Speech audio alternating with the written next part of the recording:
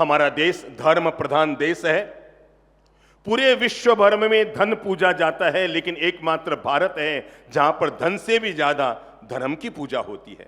मानता हूं कि अगर कल्पना करो अभी यहां पर मिस्टर अंबानी जी की धर्मपत्नी आएगी या अडानी की धर्मपत्नी आएगी, क्या होगा? तय है कि वो चार्टर्ड फ्लाइट से हैदराबाद आएगी, और इतना भी तय है कि जब वो इस पंडाल में आना चाहेगी तो उनके आने के लिए न करते रॉयल्स कार 2-4 करोड़ की कार की व्यवस्था भी होगी। और तय है चातुर्मास समिति के जितने पदाधिकारी हैं उस समय कहाँ होंगे? प्रणव बाबू कहाँ होंगे?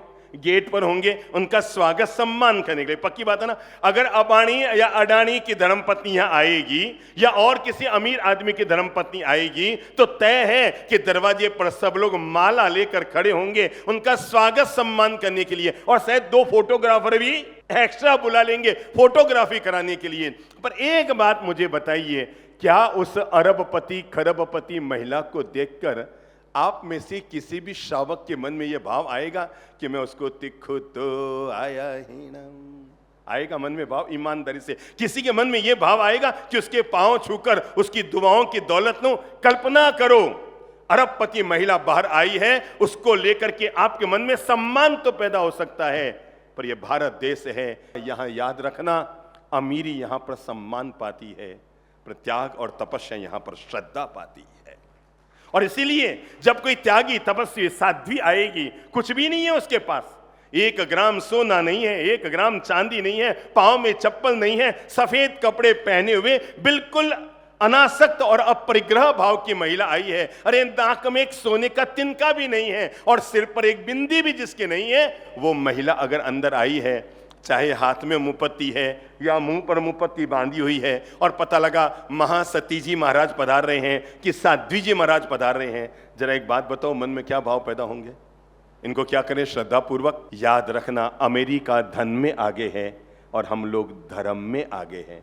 मुंह से बोलो, मुंह से बोलो, मुंह से बोलो, अपनी जबान को धन्य करो। ये भारत भूमि जो त्याग और तपस्या की भूमि रही है, मानता हूं कि इस भारत ने सिकंदर जैसे महान विश्व विजेताओं को पैदा नहीं किया, मानता हूं कि इस भारत ने आइंस्टीन जैसे वैज्ञानिकों को पैदा नहीं किया, पर गौरव कीजिए, ये भारत भूमि है जिसने राम की मर्यादा को पैदा किया, ये भारत भूमि है जिसने कृष्ण के कर्मयोग को पैदा किया, ये भारत भूमि है जिसने महावीर की अहिंसा और संयम को पैदा किया, ये भारत भूमि है जिसने बुद्ध की करुणा को पैदा किया। मेरे देश की धरती सोना उगले हीरे मोती।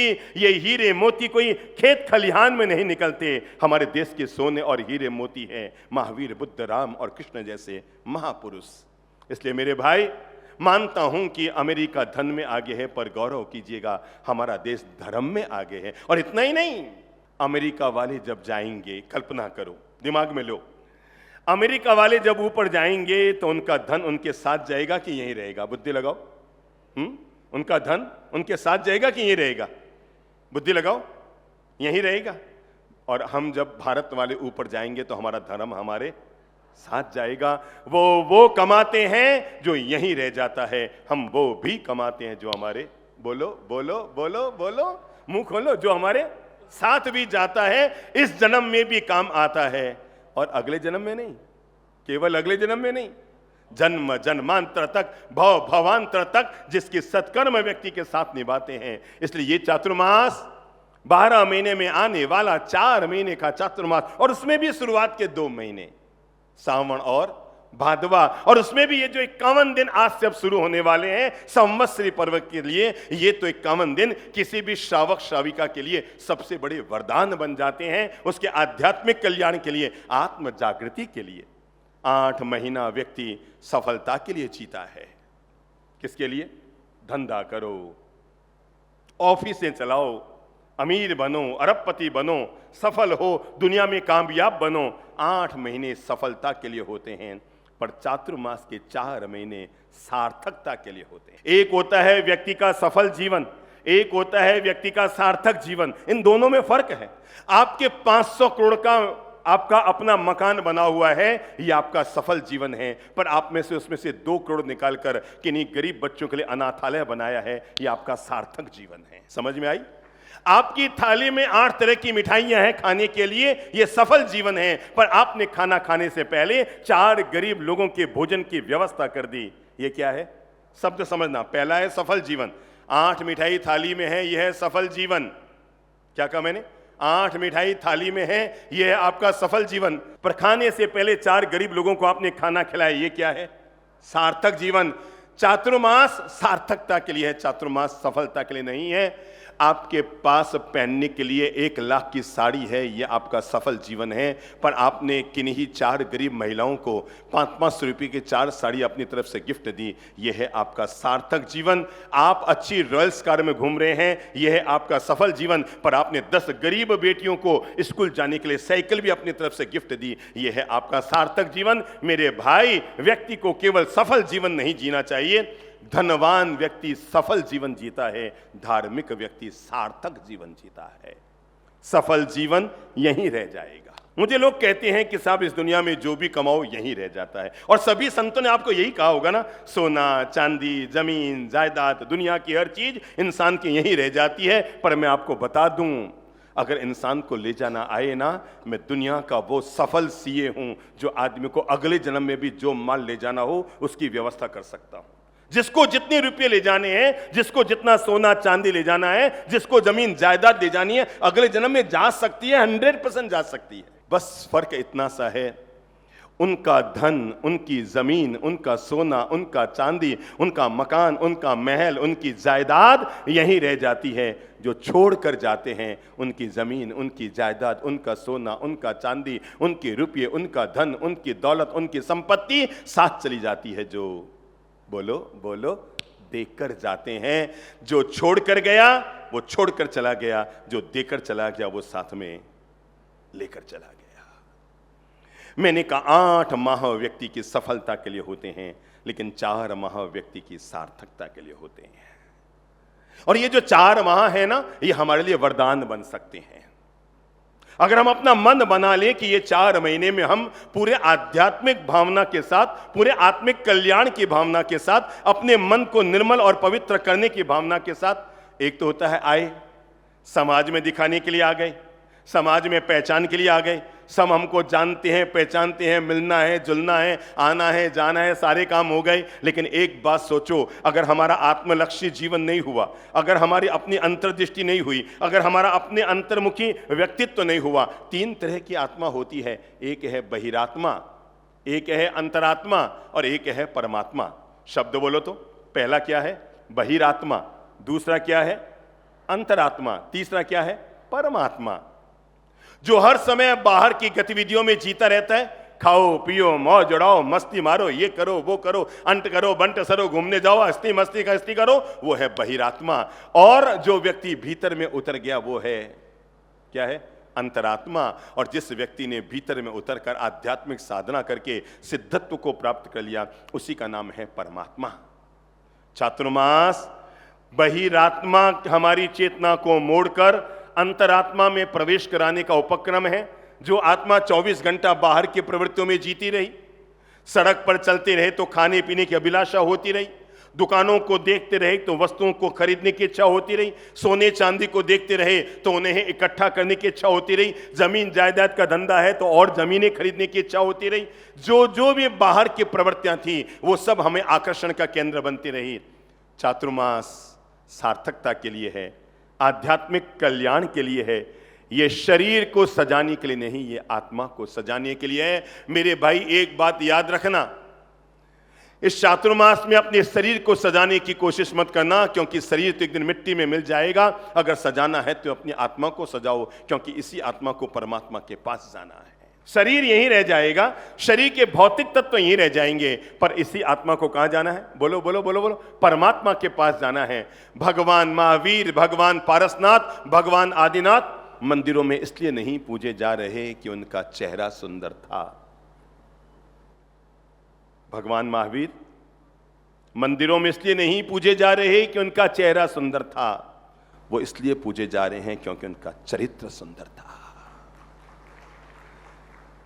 इसलिए चातुर्मास एक ब्यूटी पार्लर का काम करेगा, सुंदर बनाएगा, चेहरे को नहीं, चरित्र को सुंदर बनाएगा, तन को नहीं मन को सुंदर बनाएगा, भवन को नहीं भावना को सुंदर बनाएगा, बाहर की प्रवृत्तियों नहीं आत्मा को निर्मल और पवित्र बनाएगा, व्यक्ति के चित्त का रूपांतरण करके आध्यात्मिक कल्याण का काम करेगा।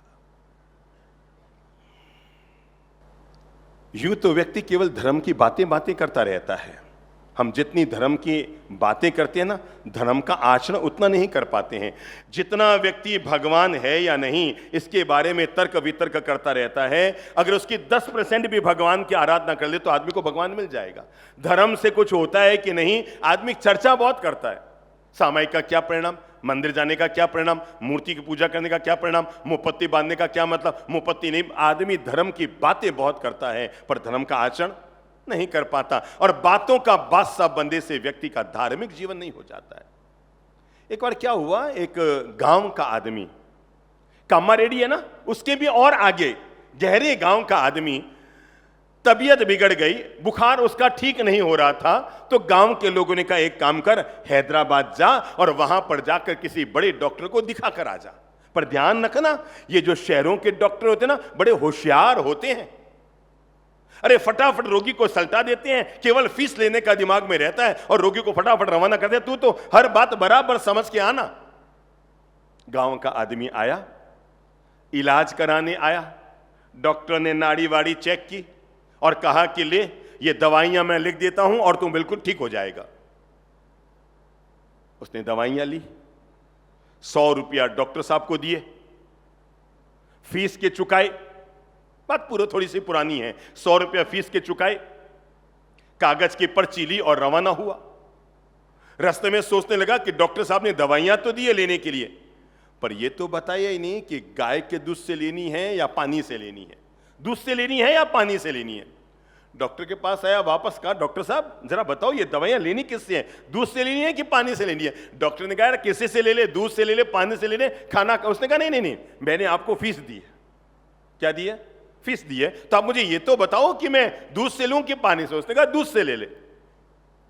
100 कदम चला तो दिमाग में आया घर में भैंस भी है और गाय भी है, तो भैंस के दूध से लूं या गाय के दूध से लूं।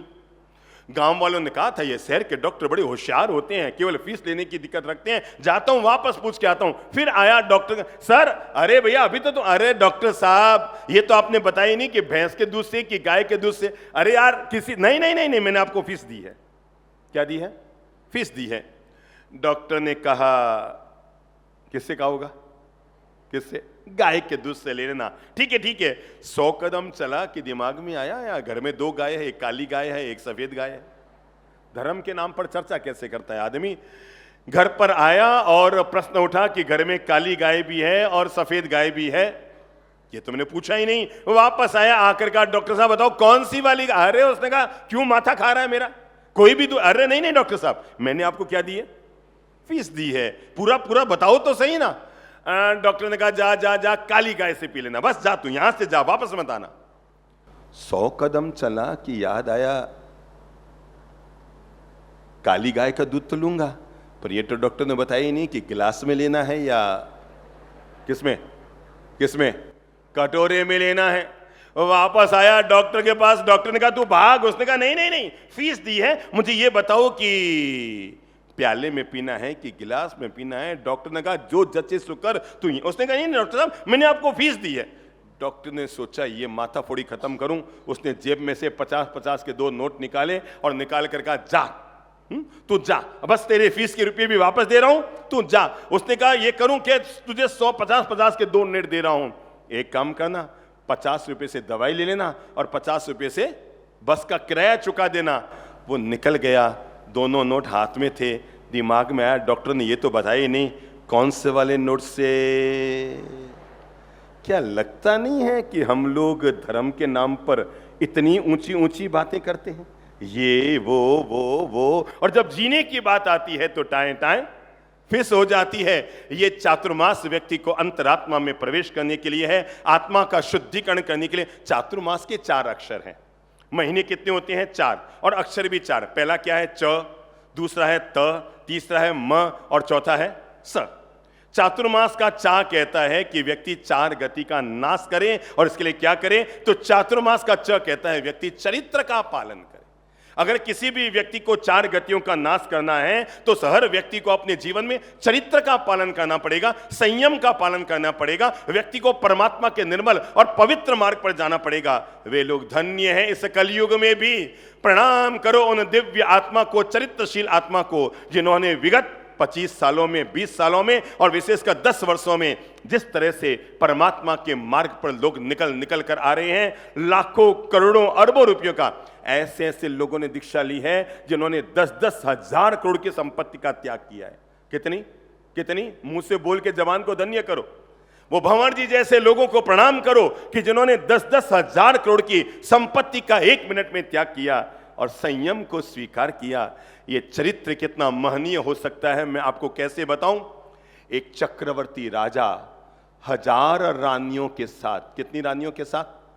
1000 रानियों के साथ आमोद प्रमोद करते हुए जो सुख पाता है। चरित्र की सबसे महान महिमा बता रहा हूं। एक चक्रवर्ती राजा 1000 रानियों के साथ आमोद प्रमोद करते हुए जो सुख पाता है, उससे 1000 गुना सुख एक मुनि जब केस का लुंचन करता है ना, तो उससे ज्यादा अध्यात्म का, मन का आनंद पाता है। यह है व्यक्ति के चरित्र की अपार महिमा। कैसे आपको बताऊं। हम लोग अजमेर में थे, वहां के पटेल मैदान में हमारी प्रवचनमाला थी, और जैसे कि आपको पता है प्रवचनमाला के बाद शहर की अलग अलग कॉलोनी में हमारा जाना होगा, तो एक महानुभाव हमारे प्रवचन का कार्यक्रम उन्होंने अपनी कॉलोनी में रखा। वहां पर हमारा प्रवास हुआ। दोपहर के समय में उनकी धर्मपत्नी और वो दोनों युवक थे, लगभग 35 साल का युवक था और 30-32 साल की उनकी धर्मपत्नी रही होगी। तो वो युवक हमारे पास बैठे थे, धर्म की कुछ चर्चा कर रहे थे। उतने में उनकी धर्मपत्नी ने आके कहा, गुरुदेव मेरे पति बहुत महान हैं। और तब उन्होंने उनके जीवन की घटना बताई कि गुरुदेव जिस दिन हमारा विवाह हुआ, समझना व्यक्ति की चरित्र और संयम के प्रति श्रद्धा किसे कहते हैं, तो कहा जिस दिन हमारा विवाह हुआ गुरुदेव उस दिन अष्टमी थी। शाम को 4-5 बजे मेरे मोबाइल में एक मैसेज आया इनके मोबाइल से कि आज ध्यान रखना अष्टमी है। हालांकि हमारी सुहाग रात है। क्या थी? हमारी सुहाग रात है, पर आज अष्टमी है। मैं भी विवेक रखूंगा, तुम भी विवेक रखना। अगर ईश्वर ने हाथ दिए है ना, तो सम्मान में ताली बजाकर गौरव जरूर ले लो। अरे हम बड़े बड़े लोग ठंडे पड़ जाते हैं। विवाह के दिन एक पति अपनी पत्नी को मैसेज कर रहा है जिसके साथ रात को फेरे खाने वाला है, आज अष्टमी है, मैं भी विवेक रखूंगा, तुम भी विवेक रखना। यह चिंतन कौन कर सकता है? जिसके भीतर चरित्र के प्रति श्रद्धा है।